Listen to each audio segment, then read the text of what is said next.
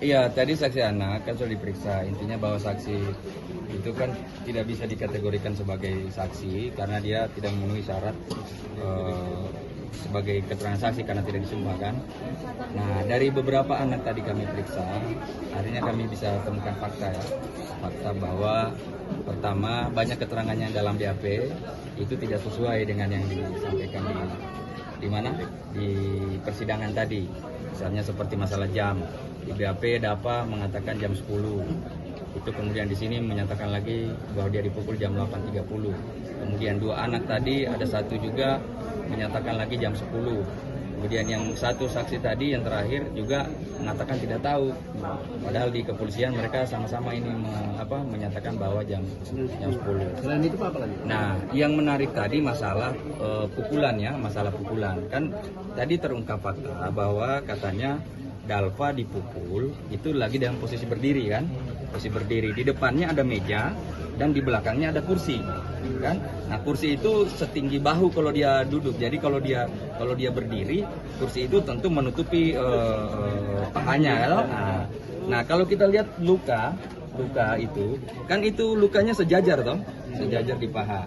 Nah makanya itu yang aneh kalau kita melihat bagaimana caranya dia dipukul sejajar paha. Padahal kan di belakang kan ada penghalang sandaran kursi toh. Kemudian anak-anak tadi mengatakan katanya dia dipukul dari atas toh, dari atas. Nah, ada tadi anak yang terakhir siapa mengatakan dipukul dari atas tapi dia pelan saja. Nah, katanya posisinya dari atas dia memukul kalau pakai gagang sapu kan miring itu. Miring toh. Nah, kalau mengenai bagian tubuh berarti pasti lukanya atau jejaknya miring. Nah, ini yang tidak gejala inilah yang terbuka, maksudnya tidak bersesuaian antara misalnya bukti luka dengan penjelasan anak tadi, karena katanya dipukul dari posisi atas, Bu Supri memegang sapu, memukul ke atas begini posisinya miring.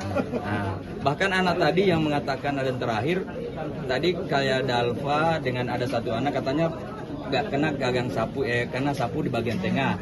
Yang anak terakhir tadi justru mengatakan bahwa dia ujung sapu yang kena.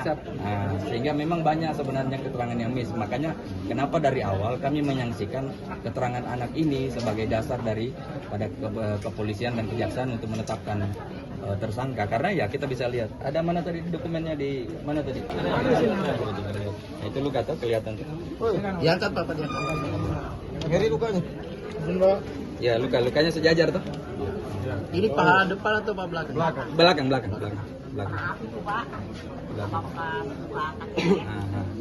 Sandal.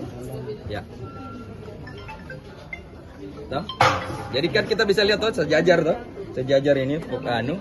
Nah, bagaimana tadi misalnya mau dipukul sejajar kan Ibu Supri posisinya lebih tinggi dari anak itu kan? Ya kan? Dia bisa sejajar kecuali Ibu Supri menunduk dan pukulannya kasih rata begini, tapi kan nggak mungkin karena ada kursi yang menghalang di kursi sandaran di belakang. Jadi inilah yang kami mengatakan memang dari awal, apalagi keterangan anak ini banyak di BAP copy paste, maksudnya sama semua BAP-nya antara Dalfa, Nafisa dan Isatun sama semua dalam BAP itu, serentak semua keterangannya. Tapi di dalam tadi kita tanya justru berbeda-beda. Nah ini ada apa kan? Kita bisa ada dugaan diarahkan Pak, ada dugaan diarahkan oleh. Ya bisa saja kami menduga bahwa BHP ini copy paste aja. Rekayasa begitu. Iya, copy paste.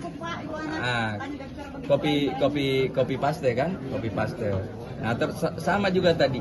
Maksudnya dari ketiga saksi kita tanya, tiba-tiba katanya Ibu Supriyani masuk memukul gitu. Nggak ada kata-kata misalnya kenapa ribut atau apa, kan biasa begitu kan harus ada alasannya toh.